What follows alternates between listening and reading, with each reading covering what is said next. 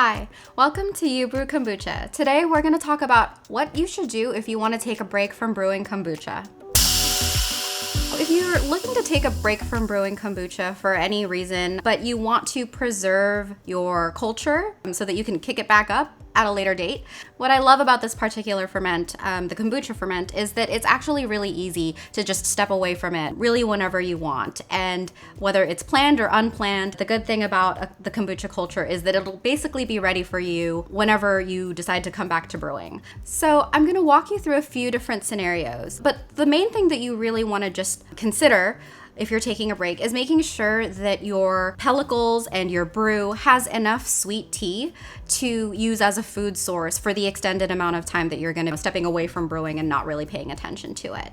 So whether you're planning on going out of town for a few weeks, or if you just are not feeling like brewing kombucha for a while and want to take a break, that's totally fine. I actually took a really long extended break from brewing kombucha last year. I didn't brew for maybe 6 to 8 months, and I'll walk you through what I did to just check in on my scobies every 4 months or so, just to make sure that they were still thriving. But I also hear of a lot of people they brew a batch of kombucha and life gets busy, it happens. They step away from it and just totally forget about it. And they wonder, oh my gosh, is the brew spoiled? Should I throw the SCOBY out? What should I do? Because I'd forgotten about this gallon of kombucha that I brewed a few months ago, and now the SCOBY is massive and it's super, super sour. Is it still drinkable?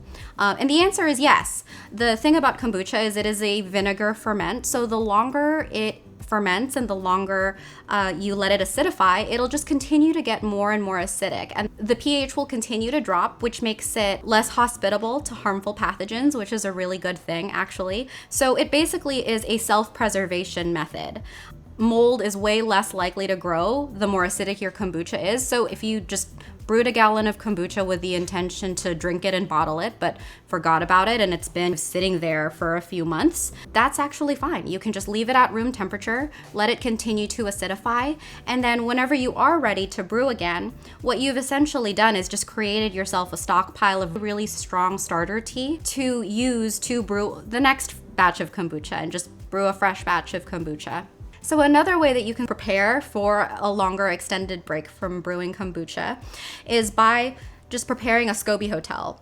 So a SCOBY hotel is essentially just any receptacle that you use to store extra pellicles or SCOBYs and store starter tea that's separate from the brew vessel that's actively brewing. And so what a SCOBY hotel is really good for, and if you haven't already checked out my video on how to build a SCOBY hotel and why you should make a SCOBY hotel, definitely check that video out. I'll link it down in the description box below. But it basically is a good stockpile of starter tea and pellicles. If you do decide to take a break, you can always just come back and start brewing with really strong starter tea whenever you decide to come back. And it's also a good backup in case something wrong happens to go with a gallon batch that you're brewing and you find that maybe it's gone moldy, or maybe insects got into it or something like that. It's always just good to have a stockpile of backups just in case the inevitable happens. It's happened to all of us. And I really love having a SCOBY hotel. This one I haven't fed in about 3 to 4 months, and this SCOBY hotel I actually just fed about a week ago. So you can see the difference in color of the tea.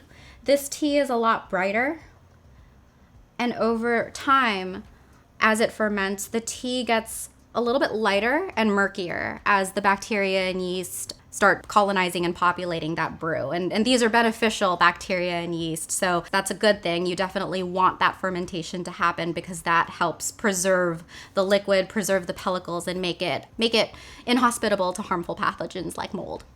And so if you've taken a break, and whether it is a gallon batch of kombucha that you've just forgotten about for a few months, or if you've just decided to step away from your SCOBY hotels, like I mentioned, you just want to make sure that there's enough liquid in the vessels to keep the pellicles submerged or moist, or you might find that as SCOBYs grow, or as pellicles grow across the top of the liquid, they'll dry out, and that's fine. If you happen to notice that the top layer of the pellicle is drying out, you can just go ahead and poke it down into the liquid, or if you find that it's already pretty dry and looks a little bit like the surface of Mars, you can just peel it off, toss it, no big deal. The rest of the pellicles, as long as they're submerged, are still going to be usable. And The key here is just making sure that there's enough liquid so that you can use that liquid as starter tea to jumpstart the next batch of kombucha that you want to ferment. Like I said, I've gone stretches of months at a time, basically just ignoring my brew vessels, and it doesn't do any harm to them. In fact, it actually helps because the more acidic that tea is, the stronger and more bacteria and yeast you'll be able to put in your next batch of kombucha. But if you're curious what recipe for SCOBY hotel food is, like I mentioned, this one I fed about a week ago. This one I haven't fed in 3 to 4 months. I basically just brew a strong cup of sweet tea. The measurements don't have to be super precise, but if you want just like a starting point, I like to use black tea, pure black tea, no flavorings, because flavorings shouldn't come in contact with your pellicles or your starter tea.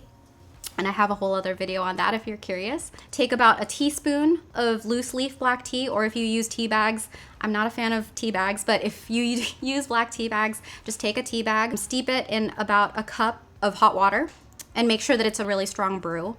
And then strain the tea leaves, add about a tablespoon of plain white cane sugar, and dissolve it. Make sure it comes to room temperature, or if you're in a hurry, just pop a few ice cubes in there just to make sure that it's at about body temperature and not too hot that it shocks the pellicles or the bacteria and yeast in there. And then just pour it into the vessel, and that'll just help keep the liquid fresh in there. Make sure that you're accounting for any liquid loss due to evaporation. That way, whenever you are ready to get back into brewing, you can have a stockpile of strong fermented acidic starter tea to jumpstart the next batch of kombucha that you are going to make. So I hope that was helpful. Regardless of what your situation is, if you want to take a break from brewing kombucha, you can just basically ignore them for a very long time and check on them and feed them with sweet tea every once in a while if it feels like the liquid levels are dropping. I hope that was helpful.